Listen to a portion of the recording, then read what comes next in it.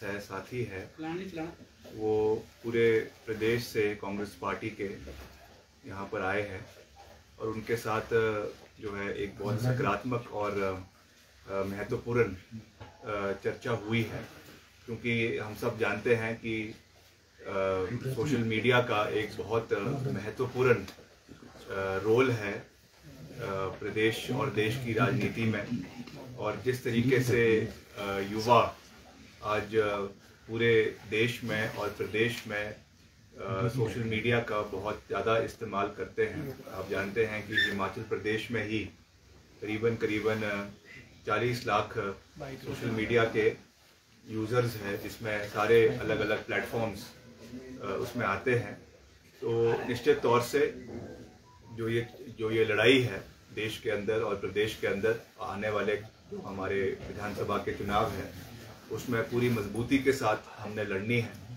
और जहाँ तक आप जानते हैं कि जो राष्ट्रीय स्तर की मीडिया है, मैं किसी के ऊपर कोई टिक्का टिप्पणी नहीं करना चाहता हूँ, मगर चुनावों के समय में एक जो सेट एजेंडा सरकार के द्वारा दिया जाता है, कुछ मीडिया हाउसेस उन्हीं को चलाने का देश के अंदर और प्रदेश के अंदर प्रयास करते हैं। जहाँ तक हिमाचल प्रदेश की मीडिया है, वो बहुत स्वतंत्र है और बहुत अच्छे तरीके से उन्होंने हमेशा लोगों के मुद्दों को उठाया है। और जहाँ पर सरकार की कमियां रही है, वहाँ पर सरकार को घेरने का कार्य भी मीडिया ने किया है।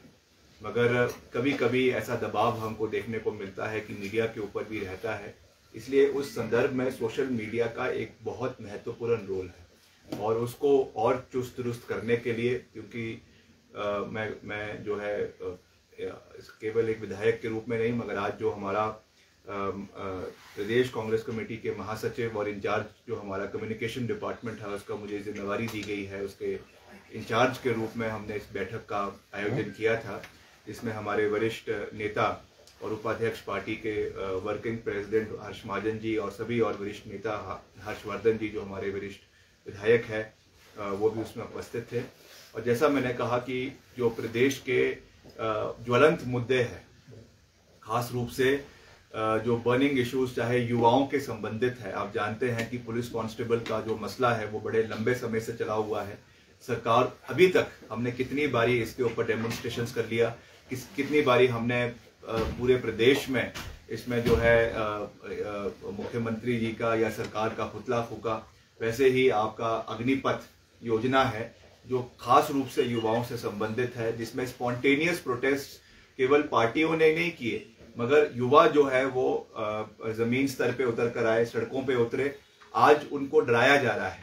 आज जिस तरीके से सर्विस चीफ्स द्वारा जो ये बयान दिया गया है कि जो जिनके ऊपर पुलिस केसेस बने हैं इन प्रोटेस्ट्स के लिए, उनको जो है रिक्रूटमेंट के में नहीं लिया जाएगा, ये केवल और केवल इंटिमिडेशन टैक्टिक्स है। युवाओं को डराने की कोशिश की जा रही है।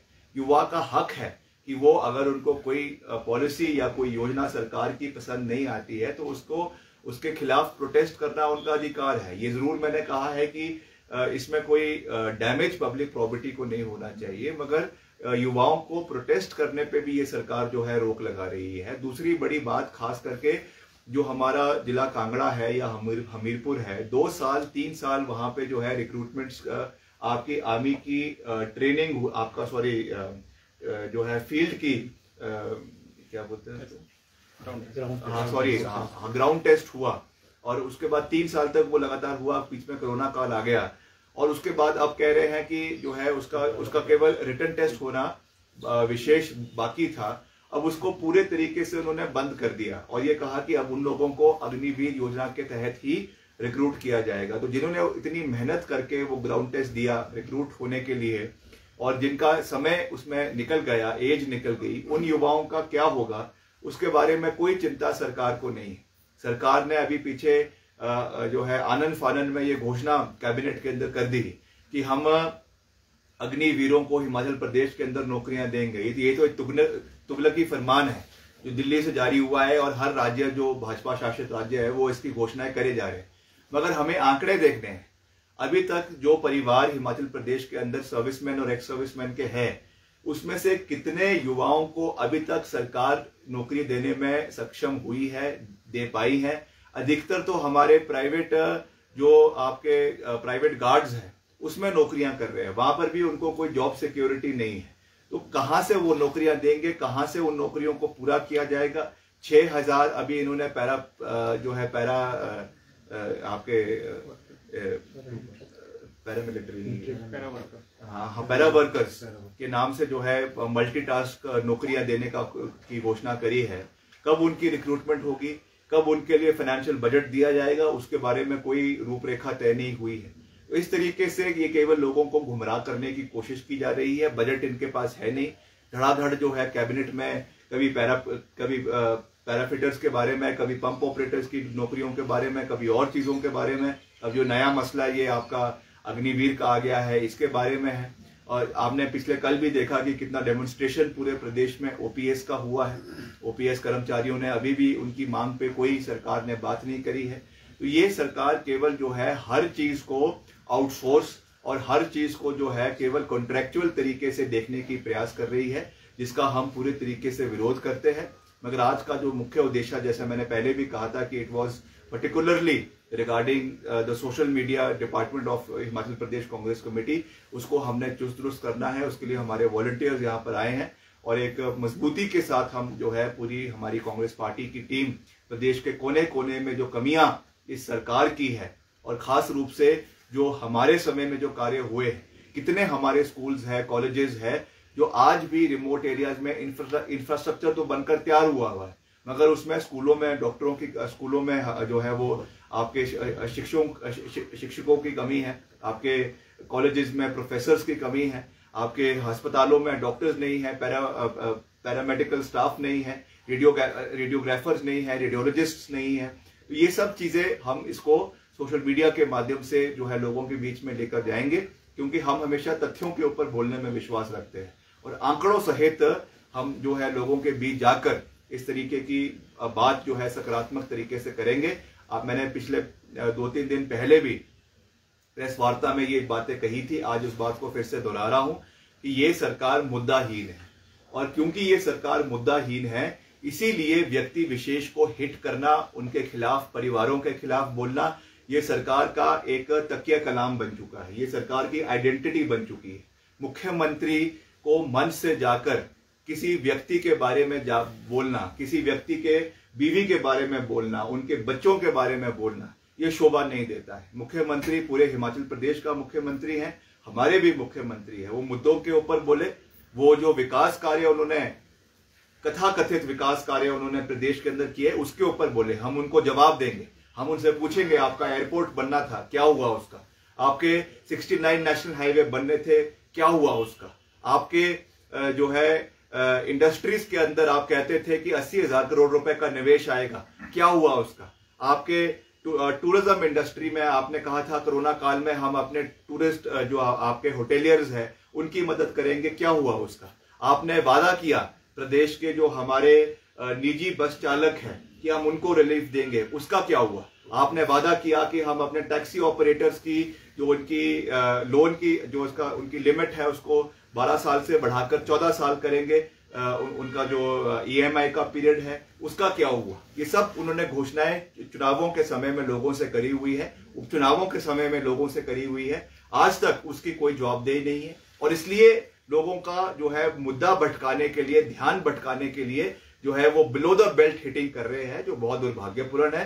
पिछले 2-3 दिन पहले भी मैंने इसका प्रेस के माध्यम से जो है इसकी आलोचना करी है, इसका खंडन किया है और आज फिर से उस बात को दोहरा रहा हूं कि हिमाचल की जो लोग हैं वो पढ़े लिखे लोग हैं, उनको मुद्दा आधारित राजनीति पसंद है। आप मुद्दों के ऊपर बात करें, हम भी मुद्दों के ऊपर बात करेंगे। इस तरीके की जो एक ओछी राजनीति हिमाचल प्रदेश में लाने की ये सरकार प्रयास कर रही है। इस सरकार के मंत्री, ऐसा मंत्री जो मैंने परसों भी कहा कि एक बेलगाम मंत्री है, अपने डिपार्टमेंट के बारे में उनको कुछ पता नहीं है, क्या घोटाले उनके वन विभाग के अंदर हो रहे हैं उसके बारे में उनका कोई लेखा जोखा नहीं है। और इस तरीके से जो है वो नेताओं के ऊपर, हमारे नेता प्रतिपक्ष के ऊपर टिक्का टिप्पणी कर रहे हैं, ये बहुत दुर्भाग्यपूर्ण है। उनको अपने गरिबान में पहले झांकना चाहिए और किस तरीके की उन्होंने पहले स्टेटमेंट्स दिए हुए हैं उसके बारे में देखना चाहिए। मैं आज उन चीज़ों में फिर से नहीं जाना चाहता हूं, मगर जैसा हमने कहा कि हम मुद्दा आधारित राजनीति करेंगे।